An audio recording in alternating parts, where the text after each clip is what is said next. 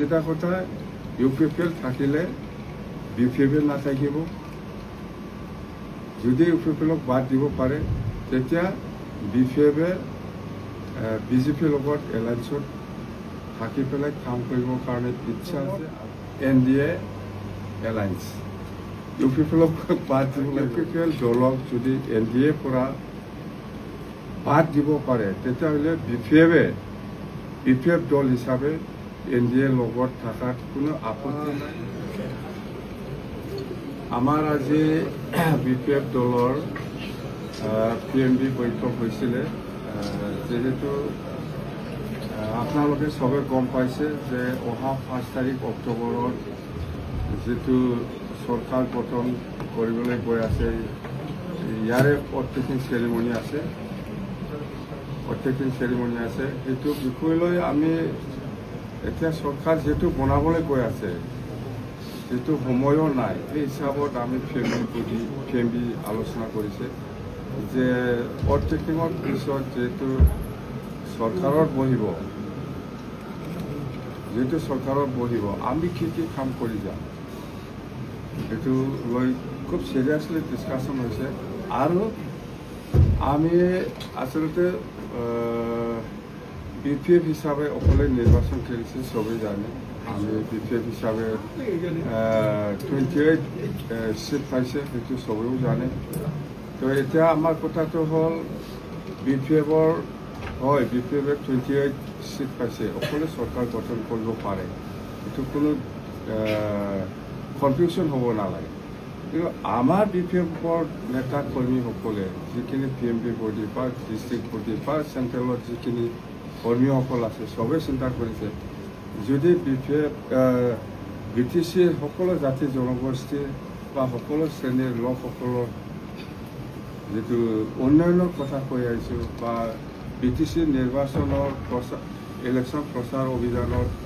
প্ৰচাৰেৰ সময়ত বহুত কথা ৰাইজৰ মাজত প্ৰতিশ্ৰুতি দি আহিছে বা কাম কৰিম সেইটো বুলি কৈ আহিছে সেইটো যদি হ'ব লাগে সাকসেস হ'ব লাগে তেতিয়াহ'লে আমি সঁচাকৈ বিপিএফে অকলে পাৰিব না নাই সেইটো বহুত আমাৰ মাজত 2 ঘণ্টা 3 ঘণ্টা আলোচনা হৈছে সঁচাকৈ খুব মানে চিন্তাজনক আৰু সিৰিয়াস আমাৰ মাজত ডিসকাশন হৈছে ইয়াৰ মাজতে আমাৰ এটা আজি লাষ্টত কনক্লুজন আমি কৰিব পাৰিছোঁ বা ডিসিশনত আনিব পাৰিছোঁ যদি বিজেপি এলায়েন্স এনডিএ বা বিজেপিয়ে ইউপিপিএল দলক যদি এনডিএ পৰা বাদ দিব পাৰে তেতিয়াহ'লে বিপিএফ দল হিচাপে এনডিএ লগত থকাত কোনো আপত্তি নাই আৰু আমাৰ যিখিনি ইলেকশন ইস্তাহাৰত যিখিনি ৰাইজৰ হৈ কাম কৰিবৰ কাৰণে যিখিনি প্ৰচাৰ চলাই আহিছিল ইস্তাহাৰত লিখিতভাৱে প্ৰচাৰ কৰিছে সেইবিলাকৰ ওপৰত ইমপ্লিমেণ্টেশ্যনৰ ক্ষেত্ৰত যদি সহায় কৰে বিজেপিয়ে আমাৰ এনডিএক থকা পিছত বা আমি এনডিএক থাকিম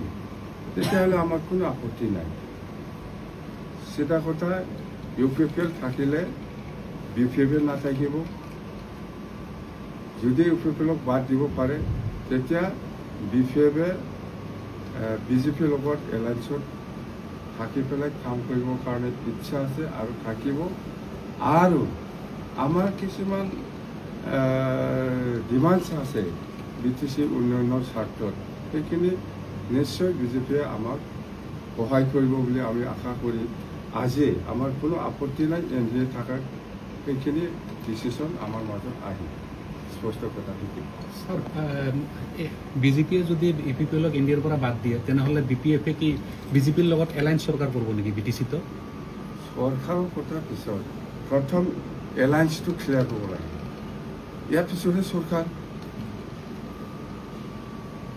সরকার প্রথম এলায়েন্সটো ক্লিয়ার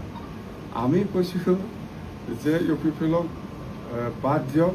আমি এনডিএত সোমাই যাম তেতিয়া ক্লিয়ার হৈ গ'ল তেতিয়া